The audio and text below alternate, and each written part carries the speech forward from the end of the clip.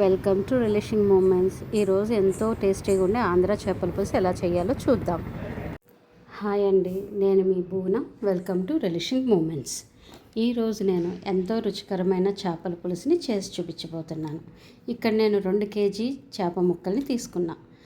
ఏ చేప అయినా తీసుకోవచ్చండి, కాకపోతే మీరు సన్నగా రౌండ్గా కట్ చేయించుకుంటే పులుసు బాగా వెళ్ళి చాలా టేస్టీగా ఉంటుంది.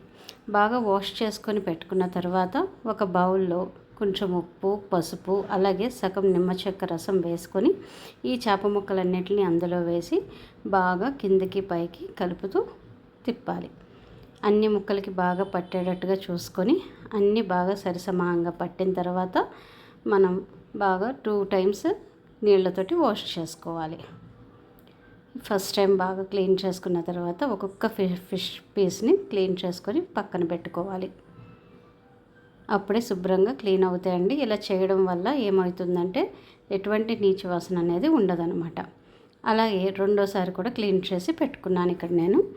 ఇప్పుడు ఈ క్లీన్ చేసి పెట్టుకున్న చేప ముక్కల్లో 1/2 చెంచా పసుపు, అంటే నేను 2 కేజీ పావులు ఉందండి ఫిష్, సో 1/2 చెంచా పసుపు, 4 చెంచాల కారం, అలాగే 4 చెంచాల ఉప్పు వేసాను.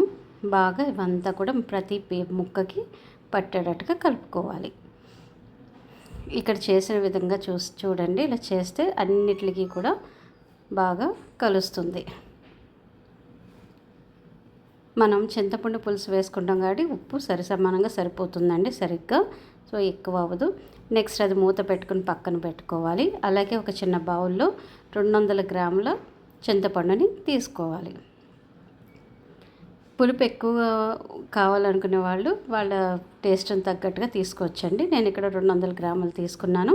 కొంచెం వాటర్ వేసుకొని మూత పెట్టి పక్కన పెట్టుకున్నాను ఫిష్ ముక్కల్ని. అలాగే ఇక్కడ 2 పెద్ద సైజు ఉల్లిపాయలు, పచ్చిమిర్చి, బెండకాయలు, మామిడికాయ ముక్కలు, టొమాటో ముక్కలు అన్నీ స్లైసెస్గా తీసుకొని రెడీగా పెట్టుకోవాలి.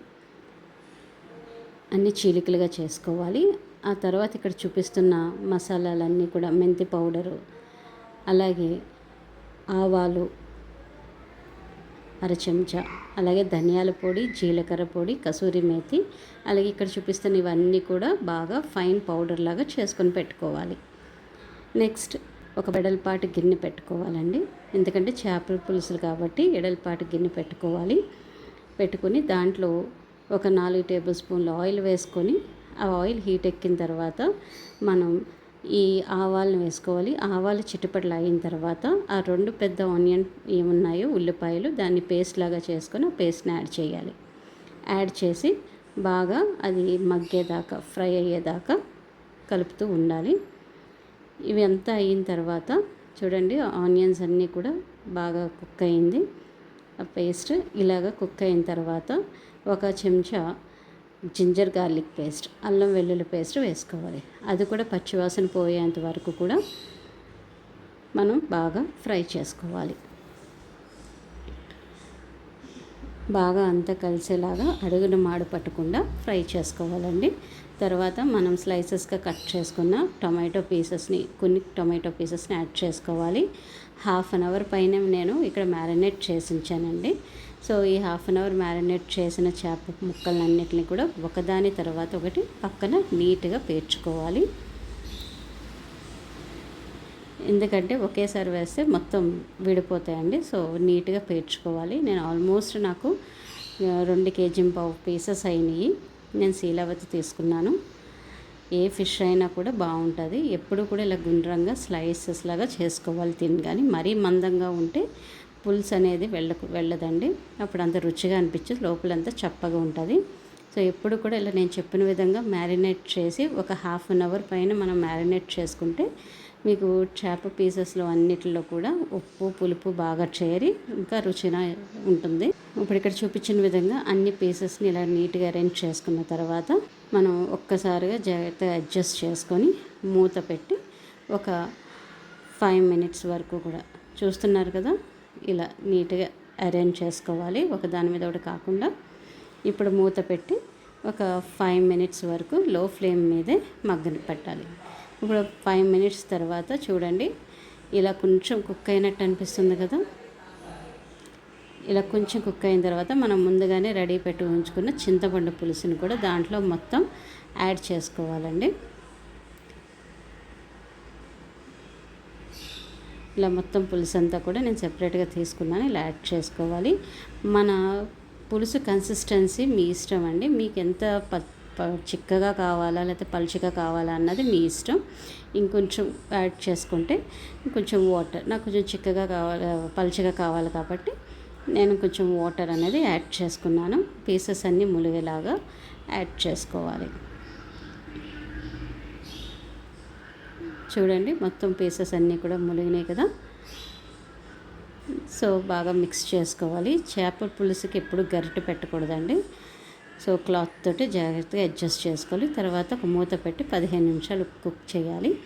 15 నిమిషాల తర్వాత ఇదిగోండి ఇలా కుక్ అవుతూ ఉంటుంది. ఈ టైంలో మనం అన్ని గ్రౌండ్ చేసుకున్న, పౌడర్ చేసుకున్న స్పైసెస్, ఇందాక చూపించిన స్పైసెస్, అలాగే ఈ ధనియాల పొడి ఇవన్నీ కూడా వేసుకోవాలి. పొడులన్నీ కూడా వేసుకోవాలి.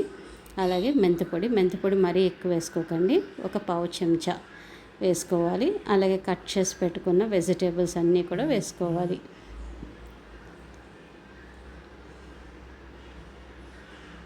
మామిడికాయ ముక్కలు పులుపుని బట్టి మనం వేసుకోవాలండి, లేకపోతే పులుపు ఎక్కువ అయిపోతుంది. పుల్లగా ఉంటే కనుక హాఫ్ పీసే వేసుకోవాలి మ్యాంగో, లేదా నేను చిన్నకాయ తీసుకున్నాను, పులుపు కూడా తక్కువ ఉంది. సో అందుకే చిన్నకాయ మొత్తం వేసాను.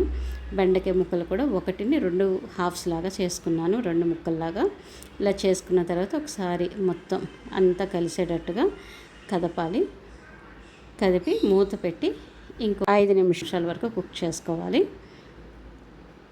చూడండి 5 నిమిషాల తర్వాత మళ్ళీ మూత చేసి కొత్తిమీర అండ్ కరివేపాకుతోటి మొత్తం గార్నిష్ చేసుకోవాలి. అంతా అయిన తర్వాత చూసారు కదా ఎంత దగ్గరగా వచ్చి నూనె ఆల్రెడీ మొత్తం వచ్చింది.